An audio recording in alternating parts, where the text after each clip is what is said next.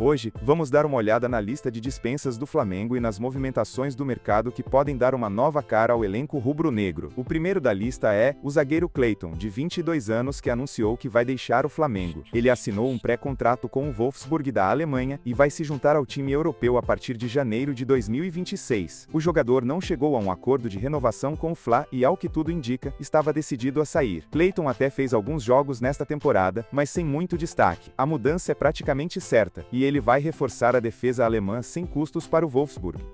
Falando agora de um nome que praticamente já estava fora dos holofotes, o zagueiro Pablo é mais um que está com os dias contados no Flamengo. O defensor acertou com o São Bernardo para a temporada de 2026, onde vai disputar Campeonato Paulista, Copa do Brasil e Série B do Brasileirão. Mesmo pertencendo ao Flamengo até dezembro, Pablo já tem destino certo e só se apresenta ao novo clube no início do próximo ano. A situação do Pablo no rubro-negro foi bem complicada, ele passou praticamente toda a temporada afastado do elenco principal e sequer foi utilizado por Felipe Luiz. Aos 34 anos, o zagueiro não joga uma partida oficial há quase um ano e entrou em campo apenas 4 vezes no Campeonato Carioca, quando o Flamengo utilizou jogadores da base e atletas sem espaço no elenco principal, enquanto o time titular fazia pré-temporada nos Estados Unidos. Durante esse período, Pablo treinava separado no Ninho do Urubu, seguindo um cronograma individual, alternando atividades na academia e no gramado, sempre no contraturno do elenco profissional. No dia 26 de janeiro, o Flamengo oficializou o afastamento do jogador e liberou ele, junto com outros atletas, para buscar novos clubes. Desde então, sua situação ficou praticamente irreversível dentro do clube.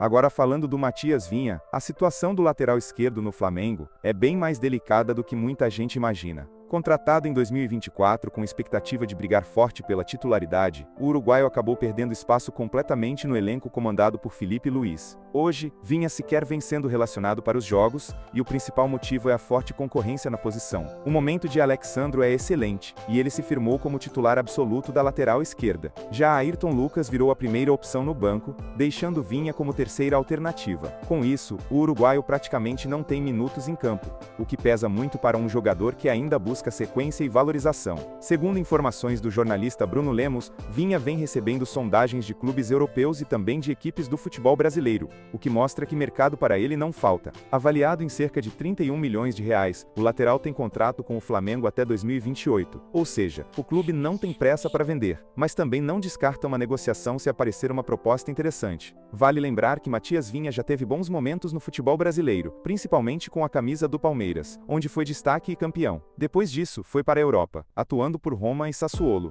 mas sem conseguir se firmar de vez. No futebol italiano, seus melhores números foram no Sassuolo, onde somou 3 assistências em 16 jogos, desempenho que não foi suficiente para garantir continuidade.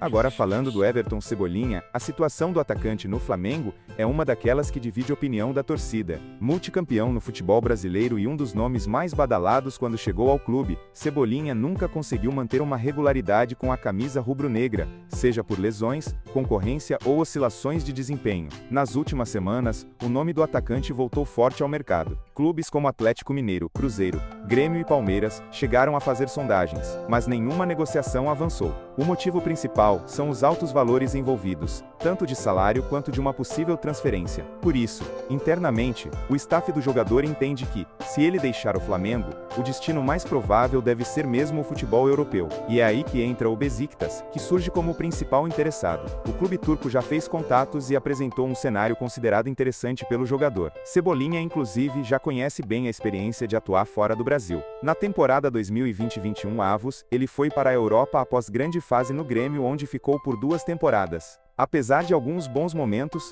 também enfrentou dificuldades de adaptação, algo que marcou essa fase da carreira. No Flamengo, Cebolinha nunca se firmou como unanimidade. Em vários momentos, perdeu espaço para outros atacantes e acabou ficando como opção de banco. A diretoria não trata a saída como prioridade absoluta, mas não descarta negociar caso apareça uma proposta que agrade financeiramente e seja boa para o jogador.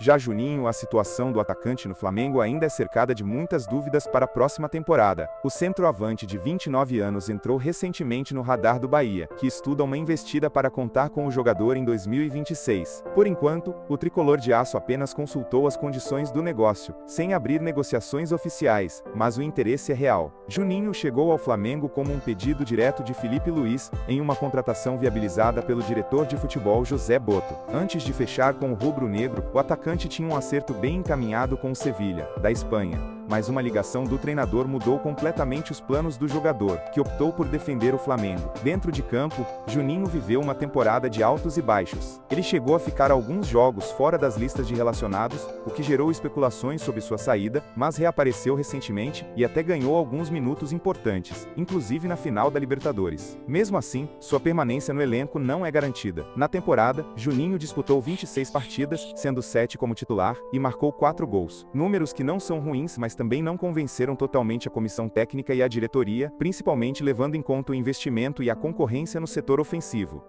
E Alan, a situação do volante no Flamengo é um claro exemplo de expectativa que não virou realidade. Contratado com status de reforço importante, principalmente pelo que havia apresentado no Atlético Mineiro, Alan chegou ao rubro-negro com a missão de dar mais intensidade e equilíbrio ao meio-campo, mas acabou não conseguindo repetir o mesmo nível de atuações. Dentro do Flamengo, Alan viveu uma temporada de altos e baixos, alternando bons jogos com atuações abaixo do esperado. Além disso, perdeu espaço com Felipe Luiz, que passou a priorizar outros nomes no setor. Com isso, o volante passou a ser visto internamente como negociável, principalmente pelo custo elevado e pela necessidade do clube em ajustar a folha salarial. Nas últimas semanas, o nome de Alan voltou a ser especulado no Atlético Minas Gerais, clube onde ele viveu sua melhor fase da carreira. No Galo, Alan era a peça-chave do meio-campo, titular absoluto e referência de marcação. Por isso, existe um entendimento de que um retorno poderia ser positivo tanto para o jogador quanto para o clube mineiro. Segundo informações do Bola VIP Brasil, a tendência é que o Flamengo abra conversas para negociá-lo, buscando liberar espaço no elenco e investir em jogadores que estejam mais alinhados com as ideias da comissão técnica. Caso o Atlético demonstre interesse oficial,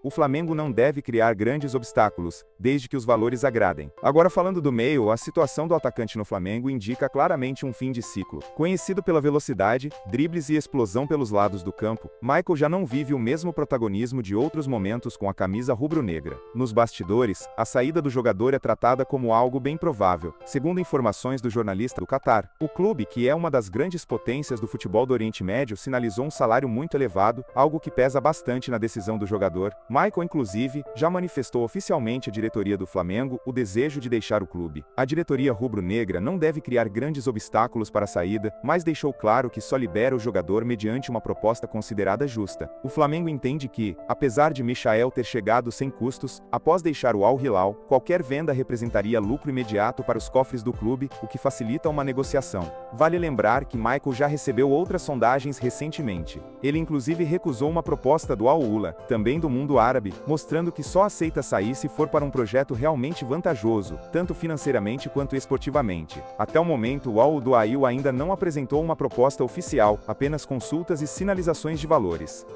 Agora falando do De La Cruz, a situação do meio-campista uruguaio no Flamengo começa a gerar cada vez mais discussões nos bastidores. Contratado com grande expectativa principalmente pelo que havia apresentado no River Plate, o jogador chegou ao rubro-negro com status de reforço importante, mas ainda não conseguiu se firmar como titular absoluto. Dentro de campo, De La Cruz teve momentos de qualidade, mostrando boa visão de jogo, intensidade e chegada ao ataque, mas sofreu com oscilações de desempenho e também com a forte concorrência no meio-campo. Com isso, acabou perdendo espaço em alguns momentos e passou a ser visto pela diretoria como um jogador negociável, caso apareça uma proposta interessante. Segundo informações repercutidas pelo Bola VIP Brasil, o River Plate, ex-clube do uruguaio, tem interesse em repatriar o jogador. O nome de De La Cruz já foi aprovado por Marcelo Gallardo, que vê no meio uma peça importante para reforçar o elenco argentino. O Flamengo, por sua vez, já tem ciência de que dificilmente conseguirá recuperar o valor investido na contratação. Diante desse cenário, a diretoria rubro-negra estuda alternativas no mercado,